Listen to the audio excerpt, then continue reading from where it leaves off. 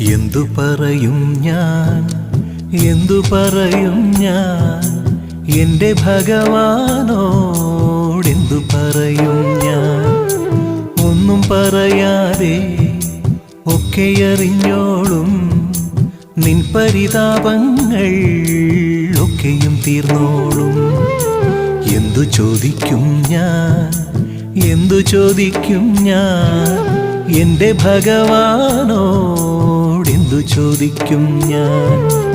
ഒന്നും ചോദിക്കാതെ ഒക്കെയും തന്നോളും നിന്റെ അഭീഷ്ടങ്ങൾ ഒക്കെ നടന്നോളും.